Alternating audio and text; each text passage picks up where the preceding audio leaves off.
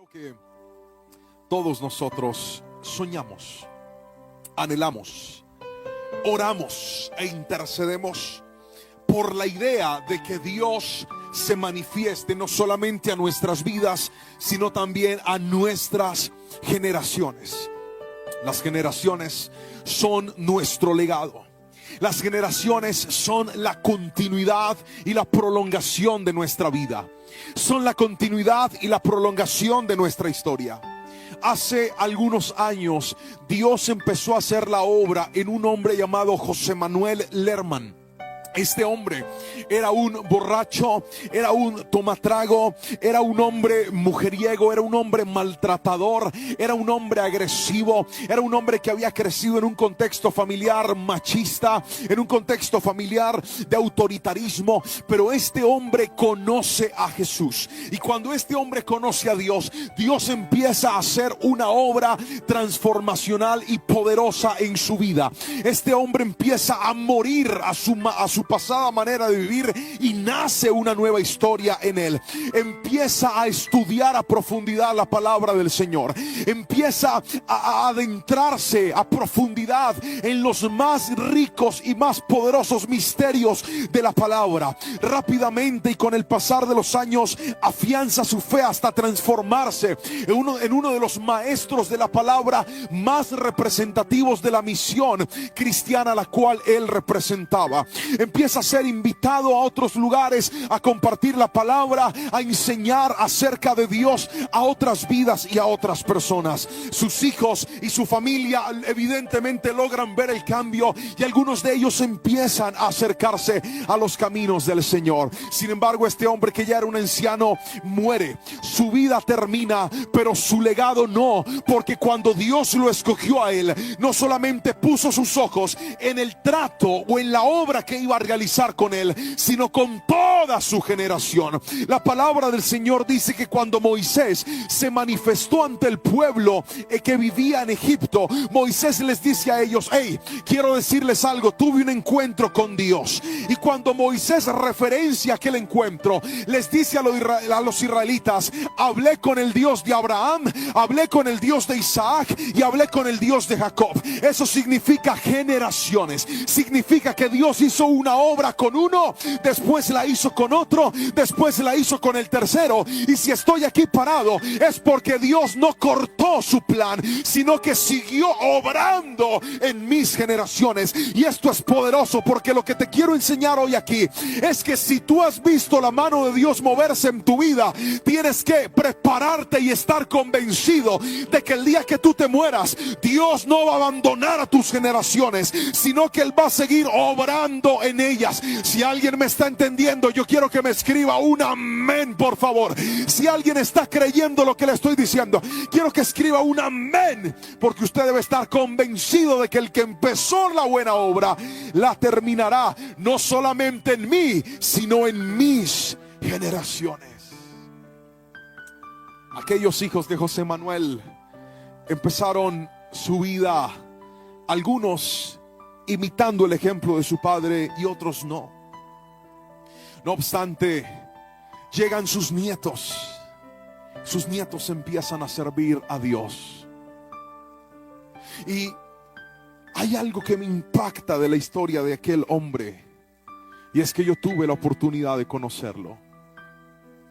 Mis primeras clases de la Biblia, mis primeras clases de una vida de comunión con Dios, las recibí directamente de José Manuel Lerman, mi abuelo. Yo no conozco ni presencié la historia de pecado de él, solo tengo informes, reportes y testimonios. Pero sí vi a un hombre que oraba, sí vi a un hombre que leía la palabra, sí vi a un hombre que me dio un trato de amor, que me declaraba palabra de bendición, que mirándome a los ojos cuando era un niño me decía: tú naciste para cosas grandes, tú eres un siervo de Dios. Yo me encargué de asegurarme de que tu nombre fuera un nombre bíblico. Y mire, ahí es donde quiero que entiendas algo que querido hermano, lo que hagas por tus hijos, lo que hagas por tus generaciones, no será en vano, no será como un pan que se echó sobre las aguas y se perdió. No, declaro y cree que en el nombre poderoso de Jesús, lo que hagas por tus generaciones, lo cosecharás en tus generaciones. Aleluya. Pero quiero que escuches esto, por favor, porque veo en la palabra como Moisés dedica una porción bíblica y, entre otras cosas, descubre. Moisés hace este salmo, y cuando hablo de descubrir, no me refiero a algo que no se sabía, sino que más bien a algo que se hace relevante. Moisés destapa, muestra a ese Dios de las generaciones. El Salmo 90 y el Salmo 91 son muy especiales porque son escritos de Moisés. Y mientras que el Salmo 91 se concentra en presentarnos la defensa, la seguridad y la protección que tenemos en Dios, el Salmo 90 nos muestra la seguridad de Dios, no solamente en nuestras vidas, sino en nuestras generaciones. El Salmo 90 empieza diciendo: Señor, a lo largo de las generaciones, tú has sido nuestro hogar. Pero también es este mismo salmo, en el versículo 10, el que nos dice cuál es la edad de vida que una generación debe tener. El versículo 10 dice: los días del hombre son 70, y los más vigorosos alcanzan los 80 años de edad. Y en este salmo Moisés empieza a describir cómo la vida que nosotros tenemos es pasajera, pero Dios no es pasajero en relación a nuestra vida. Y esto es glorioso. Ahora quisiera que lea conmigo, por favor, lo que dice el versículo 14, 15, 16 y 17, porque son estos versículos los que vamos a estudiar en esta mañana, en este tiempo de palabra, donde hemos titulado Dios de generaciones. Y el primer versículo, el versículo 14, dice así: sácianos cada mañana con tu amor inagotable, para que cantemos de alegría hasta el final de nuestra vida. Vuelve Moisés a referirse al concepto de vida, al concepto de generación. Y Moisés dice: Señor, sácianos para que podamos responder a ti hasta que nuestra vida se acabe. Quiero que entendamos el contexto de este salmo, porque lo primero que quiero presentarle, el primer principio del cual quiero que tome nota es este. Escriba, por favor, comunión. Si usted quiere impactar a sus generaciones, lo primero que usted necesita es comunión. ¿Por qué comunión, pastor? Comunión significa, comunión es la suma de dos palabras, común y la palabra unión. Otra vez, común y la palabra unión. ¿Qué significa comunión? Comunión significa que en la medida que yo me uno a alguien, empiezo a tener en común, a tener cosas de ese alguien impresas en mi vida. Escúcheme bien, por favor, porque sin comunión no hay una nueva vida. Dios quiere imprimir su carácter en tu carácter. Dios quiere imprimir su esencia en tu vida. Dios quiere imprimir su naturaleza en la tuya. Pero para eso necesitas acercarte, necesitas unirte a Dios. Si alguien me está entendiendo, quiero que escriba amén, por favor, porque la comunión es el fundamento mediante el cual la gente es transformada. Por años nos han metido en la cabeza el concepto de que la gente cambia en un encuentro, de que la gente cambia en un retiro, de que la gente cambia en un espacio de alejamiento. Y no estoy negando el poder ni el efecto de un encuentro, pero escuche bien, todo eso tiene cambios momentáneos, tiene cambios temporales. Lo único que hace que un cambio sea permanente es que luego de un encuentro con Dios, tú permanezcas teniendo encuentros con Dios. La comunión no es un asunto de un día. La comunión no es un asunto de un momento. La comunión no es un asunto eventual. La comunión es un asunto permanente. Por favor, escribe eso. La comunión es un asunto de disciplina. La comunión es un asunto constante. Moisés dice: cada mañana sácianos con tu amor inagotable. La expresión cada mañana la podemos traducir de la siguiente manera: todos los días. Mientras que usted no se asegure de pasar todos los días tiempo en la presencia del Señor, usted no podrá ver un impacto en sus generaciones. No sé si me estoy explicando con la suficiente claridad. Pero si acaso no, voy a pedirle que escriba esta frase, por favor. Mientras no me asegure de pasar todos los días en la presencia del Señor, no podré garantizar que mi generación sea impactada por la presencia de Dios. Querido hermano que me está viendo a esta hora de la mañana, esto es muy importante. Porque la comunión se fundamenta en nuestra decisión de buscar y de acercarnos a Dios. No dije en nuestras ganas, porque si algo quiero yo que usted rescate de su iglesia, es que mientras que usted piense que la espiritualidad se basa en la emotividad, usted estará equivocado. ¿Cómo así, pastor? Sí, hay gente que cree que oramos cuando tenemos ganas. Nos conectamos a nuestro culto, a nuestras transmisiones cuando tenemos ganas. Leemos la Biblia cuando tenemos ganas. Querido hermano, las ganas hoy están y mañana no están. La comunión no es un asunto de emotividad. La comunión es un asunto de disciplina, de determinación.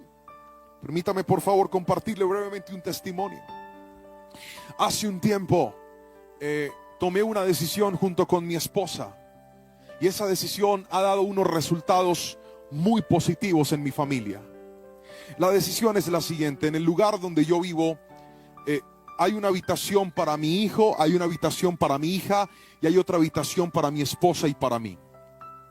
Mis hijos desde muy temprana edad duermen aparte, cada uno en su habitación.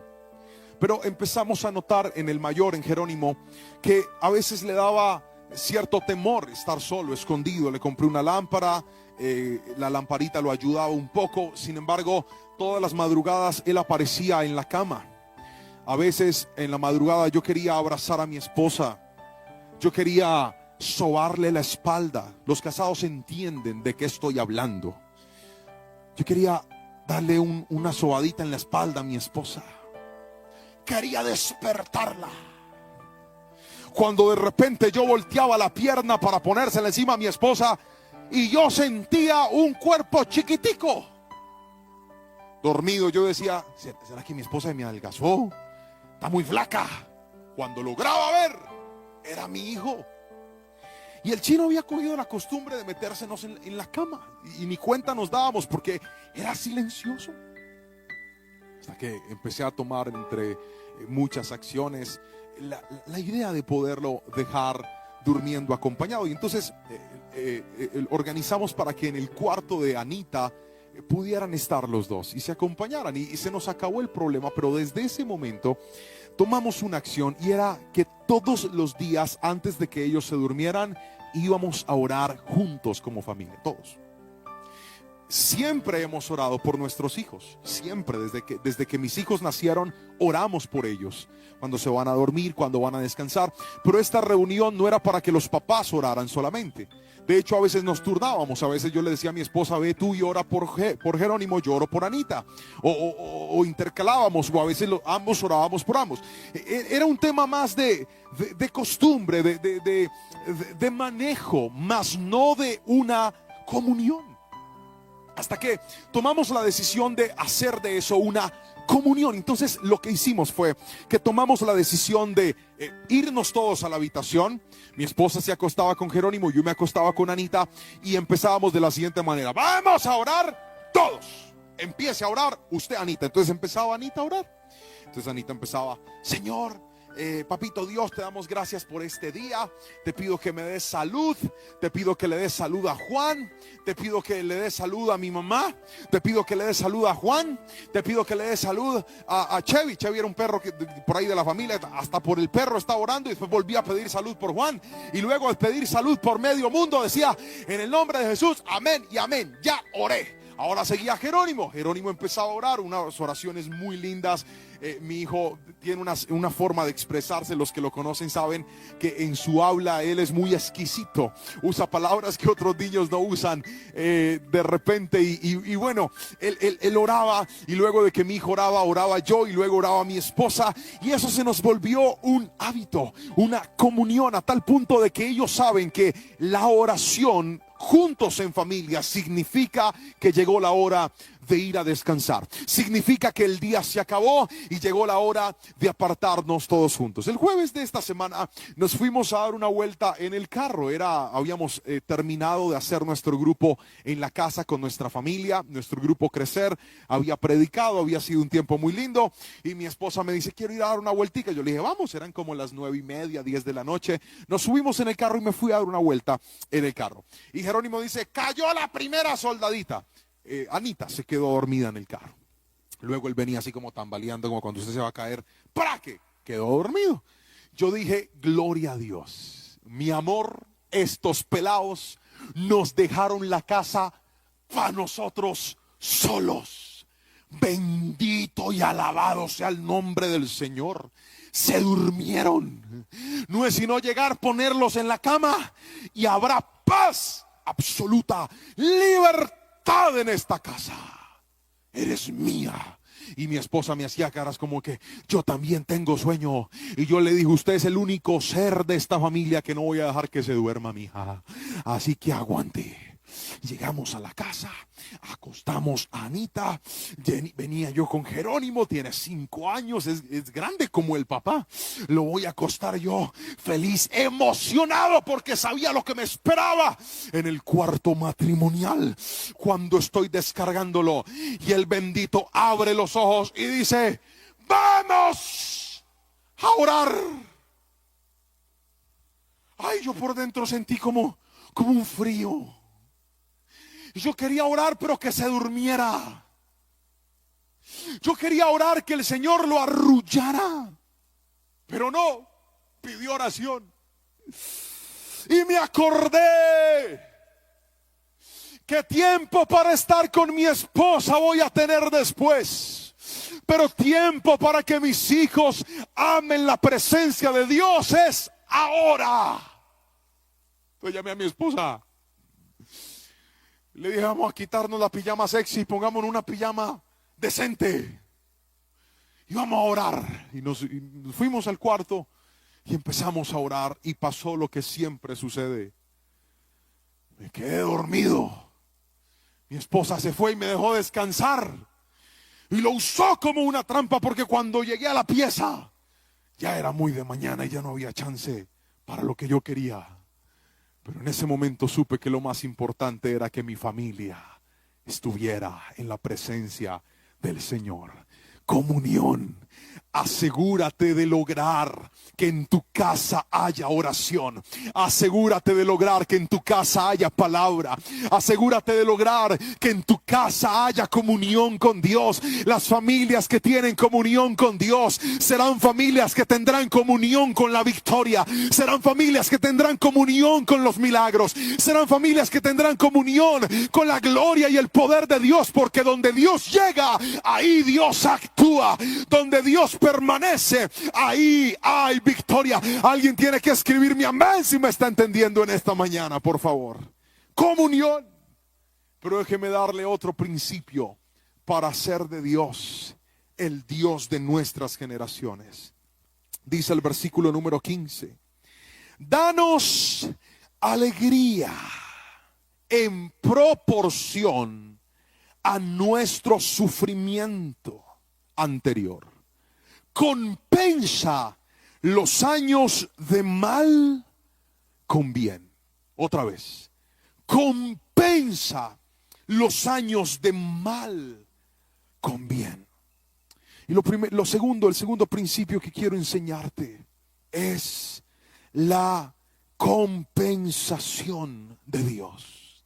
La compensación de Dios. Por favor, escríbalo.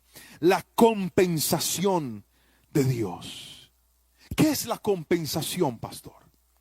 Compensar significa reponer. Compensar significa sustituir algo que se perdió. Compensar significa traer de vuelta algo que ya no está.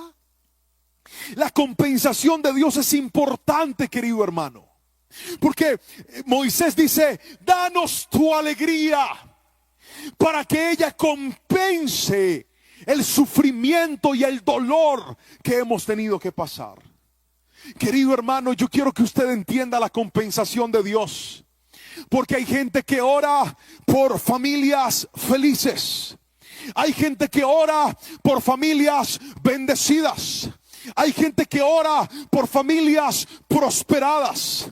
Y se nos mete en la cabeza el concepto de que tener a Dios es no tener falta de nada. Pero en realidad, cuando tú tienes a Dios, tú tienes que aprender que hay algo en Dios que se llama la compensación. Y esto es poderoso. ¿Por qué razón? Porque si bien es cierto, Dios no te exime de perder. En Dios, por momentos, podrías perder. En Dios por momentos y con Dios podrías, teniendo a Dios, en algunas áreas aparentemente podrías perder cosas. Si no, pregúntele a Job.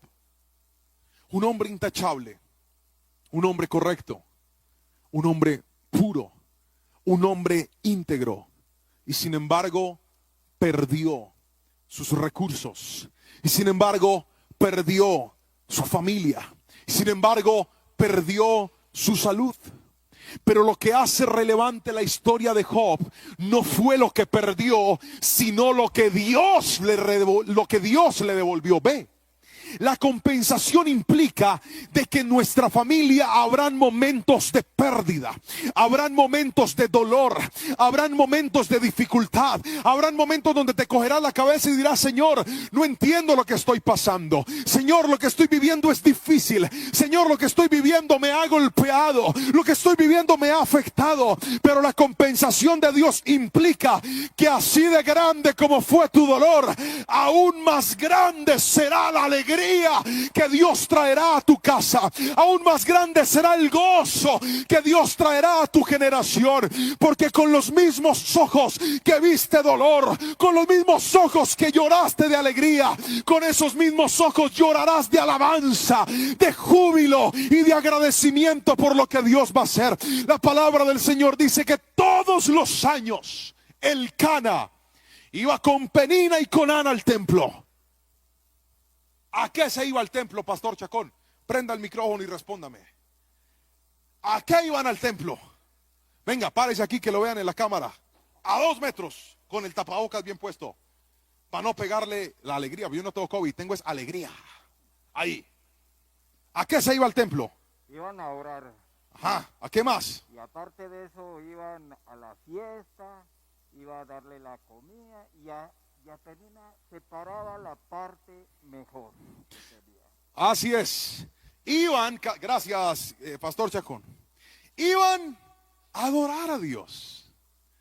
Iban a celebrar, a conmemorar que podían unirse en nombre a Dios. ¿Eso era malo? Eso no era malo, era bueno.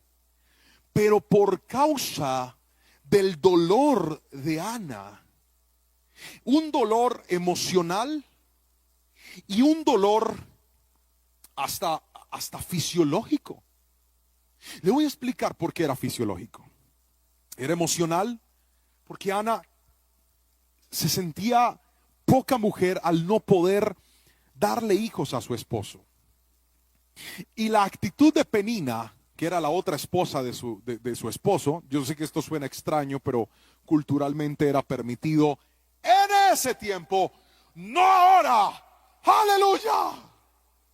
Si con una mujer a veces uno no puede, imagínese con 2. la sangre de Cristo nos cubra de semejante cañengo. Ahora, ya volviéndome a colocar serio, le decía que para Ana era un problema emocional, no podía tener hijos. Penina la humillaba, le restregaba en la cara a los otros, permítame usar esa expresión metafórica. Y dice la palabra que ella entró en un cuadro de depresión. Lloraba, no quería comer. Quiero que piensen esto. Ir al templo no era malo, pero para Ana, ese acto bueno, ¿era bueno o era malo? Pues era malo. Porque cuando nosotros vivimos situaciones de crisis, la crisis puede lograr transformarnos algo bueno en algo malo. Y fue eso lo que le sucedió a Ana. Ana sufría en donde no tenía que sufrir, hasta que llegó la compensación de Dios. Y el que tiene oídos para oír, oiga. Yo no sé quién se apropia de esta palabra, pero yo declaro en el nombre de Jesús que tu dolor terminará cuando llegue la compensación de Dios. Dice la palabra que Ana queda embarazada. Y no fue por obra ni gracia del Espíritu Santo en manera exclusiva. Es decir, no fue que el Señor la embarazó. La embarazó el Cana. Usted me entendió, ¿verdad? El Cana la embarazó. O sea, tuvieron que, poner de su parte. Desde luego Dios hizo un milagro sobrenatural. No estoy negando la obra de Dios. No me vaya a malinterpretar. No falta algún exagerado que dice, ay, el pastor está haciendo anatema. No me malinterprete. Creo que usted ha aprendido a conocerme. Lo que quiero decir es que la compensación se activó y ella hizo su parte. Está conmigo, es lo que le quiero explicar. Dios dijo, luz verde. Ellos hicieron, y cuando Dios activó la compensación, ¿usted cree que el Cana no tenía relaciones sexuales con Ana? Si la Biblia dice que la amaba aún más que a Penina, hasta le daba una parte especial a ella. Seguramente ellos sí estaban haciendo lo que debían para lograr lo que no habían podido lograr. Pero es que cuando la compensación se activa, te vas a dar cuenta de que lo que por años has tratado y has venido haciendo, ahora por fin sí da resultados. Y muchas personas no han entendido lo que dice Gálatas 6:9, y es: no se cansen de hacer lo correcto, porque a su debido tiempo van a cosechar si no desmayan. Eso de lo que el apóstol Pablo estaba hablando era de la compensación de Dios. Y es, sigue haciendo lo correcto, aunque lo que estés viviendo no sea lo mejor. Sigue haciendo lo correcto, aunque lo que estés pasando no sea lo más agradable, porque yo te voy a compensar. Cuando la compensación llega, Dios hace que lo que un día se volvió para Ana el templo, era el testigo de su dolor, pero cuando Dios la compensó, el templo se volvió el testigo de su milagro, porque el mismo templo que la vio derramar sus lágrimas fue el mismo templo que vio crecer a Samuel, fue el mismo templo que vio crecer a su milagro. Yo en el nombre de Jesús declaro sobre tu vida, a ti que me estás viendo, tú que estás entendiendo, tú que estás apropiándote de esta palabra, tú que estás convencido que fue Dios el que te conectó hoy para ser edificado, hoy quiero que entiendas y recibas esto, mi hermano. Los mismos que vieron tu dolor van a ver la compensación de Dios. Por eso Moisés dijo de una manera poderosa: danos tu alegría en proporción a nuestro sufrimiento anterior. Compensa los años de mal con bien. Aleluya. Yo no sé quién se apropia de esa palabra, pero alguien tiene que escribir gloria a Dios. Diga conmigo, escriba esto: se acerca mi compensación. Vamos, escríbalo: se acerca mi compensación. Aleluya. Pero déjeme presentarle el tercer principio de esta palabra. Ya estamos llegando al cierre de nuestro ayuno. Tercer principio de esta palabra. Gracias por estar aquí. Pero si usted siente que Dios le ha hablado hasta ahora, No se vaya a desconectar porque falta lo mejor de esta palabra. Y de todo lo que escribí en esta enseñanza, lo que le voy a decir ahora considero que es lo más impactante en mi propia vida. Así que no se me vaya a desconectar. Es más, si no ha compartido la prédica, hágalo en este momento, porque creo que Dios va a conectar con mucha gente en este instante. Y quiero que escriba esto, por favor. Tercer principio para hacer de Dios un Dios de mis generaciones. Dice el versículo 16. Permite que tus siervos te veamos obrar otra vez. Y que nuestros hijos vean tu gloria. Otra vez. Por favor, no lo escuche a la ligera. Por favor, si tiene su Biblia a la mano, no lo lea a la ligera. Aquí hay algo poderoso. ¿Lo escribiste, Capi? Muchas gracias. Gracias por escribirlo. No me ha salido todavía. Ah, sí, aquí está. Aquí lo puso el pastor Chacón. Permite que tus siervos te veamos obrar otra vez. Que nuestros hijos vean tu gloria. Lo tercero que usted necesita para ser de Dios, Dios de sus generaciones, se llama procesos de formación. Escriba, por favor. Tercero, procesos de formación. Voy a volverlo a repetir. Procesos de formación. ¿Qué significa esto, pastor? Dios tiene un plan con tu generación. ¿Me escuchaste? Dije, Dios diseñó un plan para tu generación. Ahora yo sé que ese plan empezó en mi abuelo. Dios tomó de lo vil y de lo menospreciado y dijo, con este voy a avergonzar a los sabios. Y empezó el plan. Ahora, cuando Dios llega a mi vida siendo un niño, lo último que yo pensaba, lo último que yo entendía, era que yo estaba dentro de un plan de Dios. Y por estar dentro de ese plan, toda mi juventud, toda mi niñez, toda mi etapa de adultez y aún mi vejez van a transitar por unos rieles llamado proceso de formación de Dios. Ahora, ¿cuál es la intención de ese proceso? Quiero que por favor tome nota de eso, usted que lo está haciendo en su casa muy juicioso y que sabe que esta palabra no es solamente para escucharla, sino también para inmortalizarla en un escrito, para que nunca se olvide. Quiero que escuche esto, por favor. Ahora yo entiendo por qué cuando quería pecar, por qué cuando quise desviarme del Señor a mis 14, 15 años de edad, no pude. ¿Por qué cuando yo quería ser como los demás, no me hallaba, no me sentía lleno?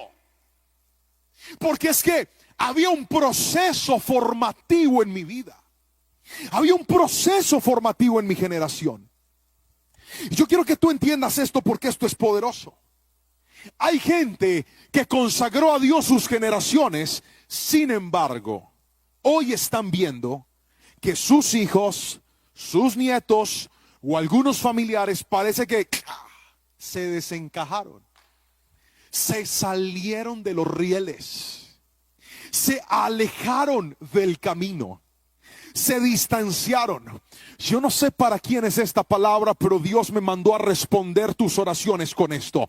Ellos están, tal vez no en el camino que tú estás viendo, pero sí en un proceso formativo de Dios.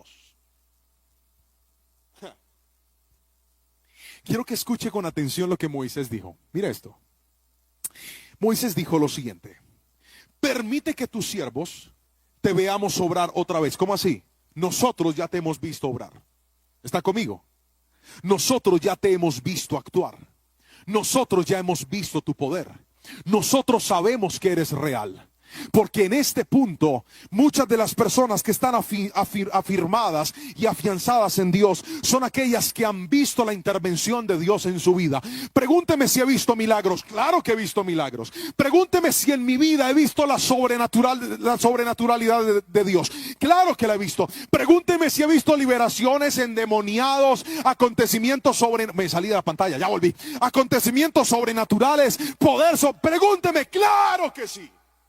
Usted no tiene que convencerme a mí de que una persona orando se le pueden llenar sus manos de aceite, de escarcha, de piedras, de oro en el piso, porque yo lo he visto. Usted no tiene que convencerme a mí que Dios puede poner comida sobre la mesa de alguien que no tiene de manera sobrenatural, porque yo lo he visto. Usted no tiene que convencerme a mí que Dios puede hacer que a usted le llegue dinero inesperado, de lugares inesperados, en momentos inesperados, de forma poderosa, porque yo lo he visto.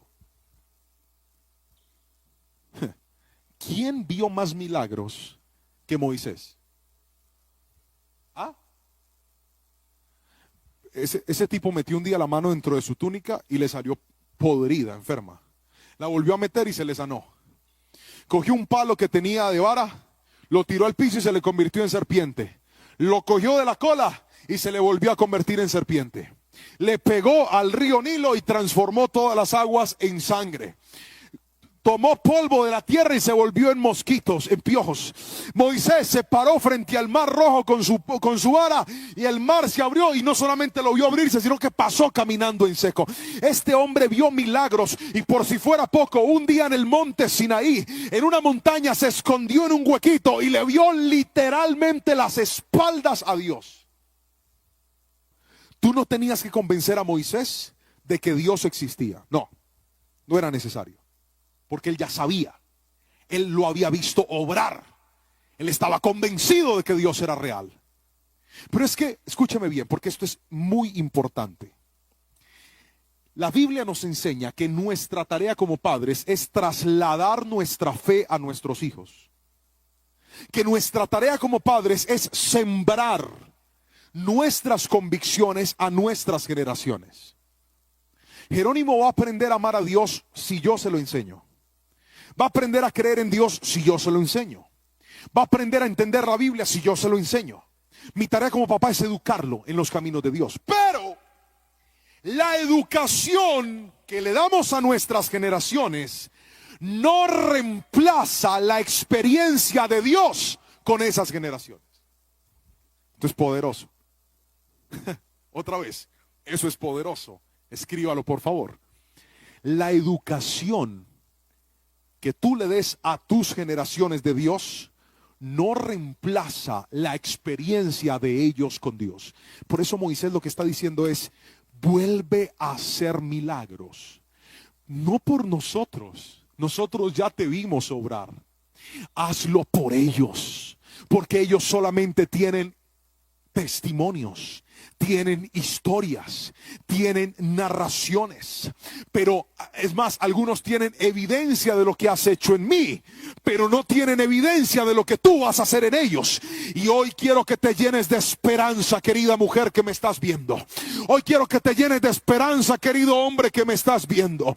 Así como tú tuviste un encuentro sobrenatural con Dios, el cual fijó tu convicción, tus hijos necesitan un encuentro sobrenatural con Dios. Hoy sufres porque lo estás viendo en el pecado. Hoy sufres porque lo estás viendo en medio del sufrimiento de su hogar. Hoy sufres porque lo estás viendo desviado. Pero yo te quiero decir algo: aún en ese pozo cenagoso, ellos se van a encontrar con Dios, y tarde o temprano van a tener su propio encuentro con Dios, y vas a entender que lo que les enseñaste pesa, pero lo que Dios va a hacer en ellos remata.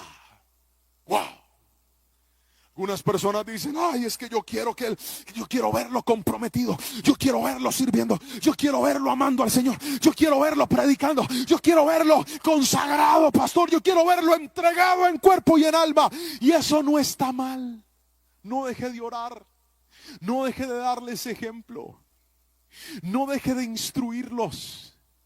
Pero quien va a lograr esa tarea en nuestras generaciones No somos nosotros, sino el Santo Espíritu de Dios, que tarde o temprano se encontrará con esos Moisés. Tal vez tus hijos son como esos Moisés que asesinaron a algún hombre. Tal vez tus hijos son como ese Moisés que perdieron el estatus que tenía, que perdieron la vida que el mismo Dios les había permitido tener, que quedaron en la nada cuidándole las ovejas al suegro.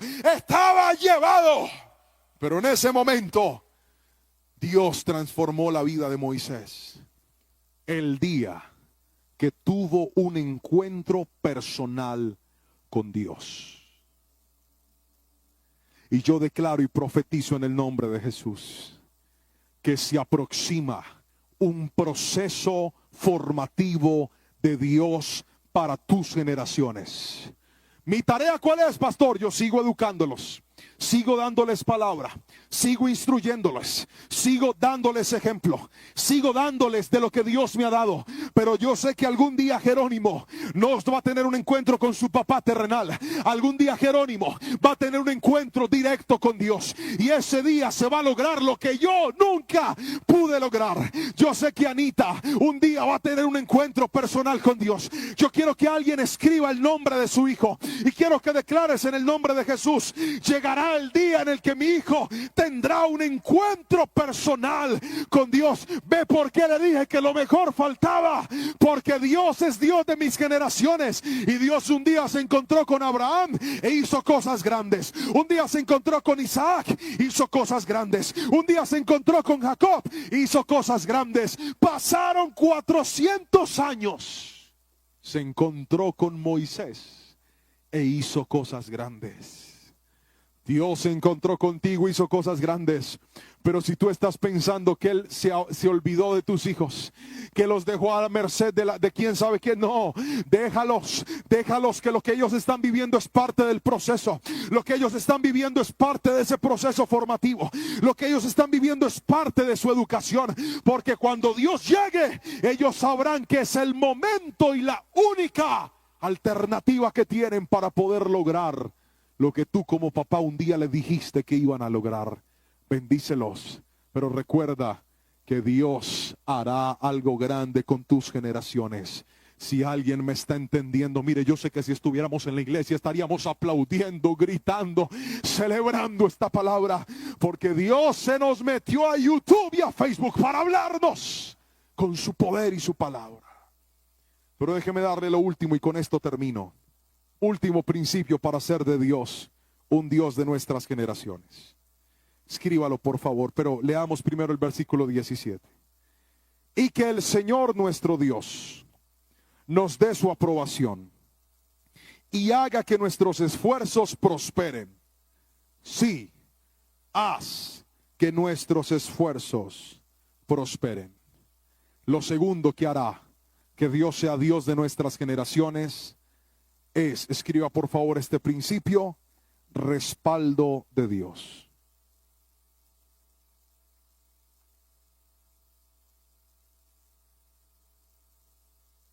El respaldo de Dios.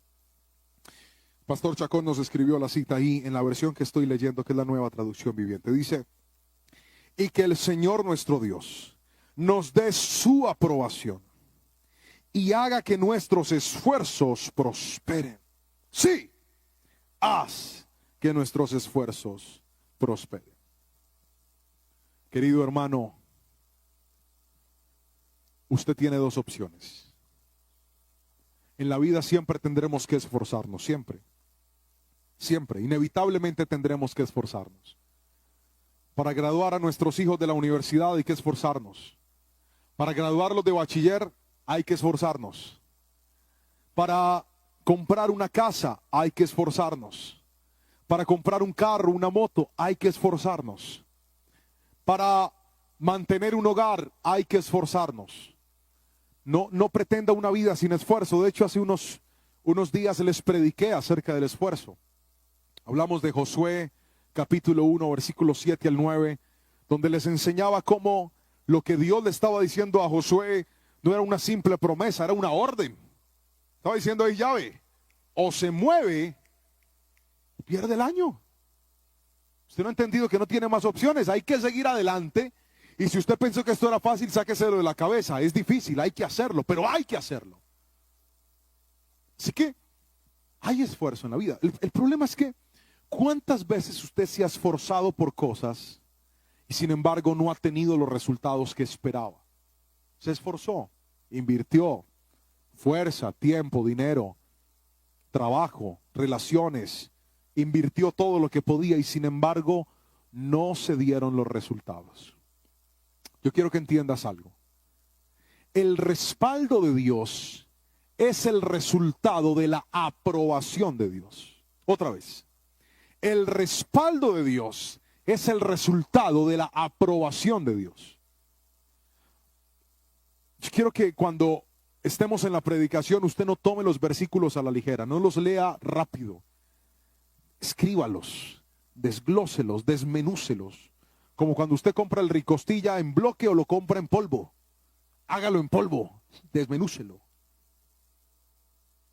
El versículo dice: y que el Señor nuestro Dios nos dé su aprobación. ¿Y cuál es la respuesta de la aprobación? Aquí dice: y haga que nuestros esfuerzos prosperen.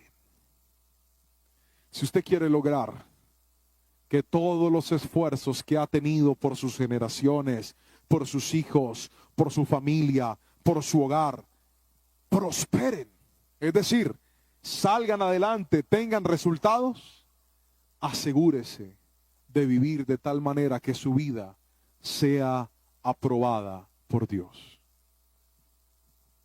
Yo quiero ser un esposo aprobado. Yo quiero ser un hijo aprobado. Quiero ser un pastor aprobado. Quiero ser un hermano aprobado. Quiero que en mi forma de vivir haya aprobación de Dios. Si logramos esto, entonces lograremos que todo en aquello en lo cual nos hemos esforzado pueda prosperar.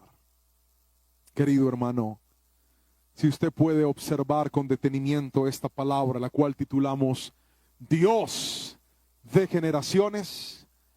No sé si alguien se atreve a hacer un resumen rápidamente. Dios de generaciones, coloque los 4 principios para hacer de Dios el Dios de nuestras generaciones. Primero, comunión. Segundo, hablábamos de la compensación de Dios. Tercero, procesos formativos de Dios. Y por último, el respaldo de Dios. Esto es muy importante. Porque si usted mira en perspectiva esta palabra, ahora que ya la tiene toda, quiero que detalle esto. Dios ha trazado un plan conmigo y con todas mis generaciones. Y hay algo que me toca hacer a mí, pero hay algo que Dios ha prometido hacer por mí y por mis generaciones. La parte que es de Dios, usted puede estar seguro que Él la va a hacer. Dios te va a compensar. Dios va a formar a tus generaciones. Pero los dos extremos no son de Dios, son de nosotros. La tarea de tener la comunión con Dios no es de Dios, es nuestra. Porque Él siempre está ahí. Él dice: acérquense a mí y yo me acerco a ustedes. Él dice: el que me busca me encuentra. Es más, dice: me hallan los que temprano me buscan. Y el propio Moisés lo refrenda cuando dice: cada mañana. No dijo cada noche, cada mañana. Es decir, hagan de mí lo primero, no solamente de su vida, sino de su día, y van a ver mi bendición. Y por último, el respaldo de Dios. Se activa cuando hay aprobación. Querido hermano, querida hermana que hoy me ve, a todas estas personas que hoy han recibido esta palabra y saben que Dios ha hablado a sus vidas, voy a invitarles en el nombre de Jesús que puedan orar conmigo en esta mañana. Y vamos a pedirle al Señor, Dios Todopoderoso, que sea Él siendo el Dios de nuestras generaciones. Y quiero dar esta palabra para alguien que me está escuchando. Haz bien tu tarea. Yo le puedo decir que uno de mis más grandes sueños es cuando llegue al cielo buscar a mi abuelo, encontrarme con él, abrazarlo y decirle: abuelito, yo no sé si Dios te dio la oportunidad de ver todo lo que hice. Yo no sé si Dios allá te prendió un Smart TV, una nube plasma, QLED, 8K, y ahí me viste predicar, orar, aconsejar, cantar. No sé si mi abuelo me va a decir: claro, mi amor, yo vi cómo amaste a Dios, yo vi cómo lo serviste. No sé, pero si acaso él no lo vio, yo sí se lo voy a contar y le voy a agradecer que el regalo más precioso que un hombre o una mujer le puede dejar a sus generaciones es amar a Dios. Eso sí es herencia. Padre, yo bendigo la iglesia en este momento. Yo bendigo la iglesia en este instante, Señor, y te suplico que seas el Dios de nuestras generaciones. Que no dejes de obrar en nosotros, que no dejes de obrar en nuestro legado, que no dejes de obrar en nuestros nietos, en nuestros hijos. Que aunque muchos de nosotros, si así es tu voluntad, moriremos, nunca mueran tus promesas en nuestras generaciones. Yo sé que no pasará, porque tu palabra dice que no pasará. Pero ayúdanos a estar seguros y convencidos que cosas que nosotros no imaginamos que podrían pasarle a nuestras generaciones, en ti van a suceder, porque tú eres y serás el Dios de nuestras generaciones. En el nombre poderoso de Jesús te doy gracias y bendigo toda la iglesia en esta mañana. Amén, amén.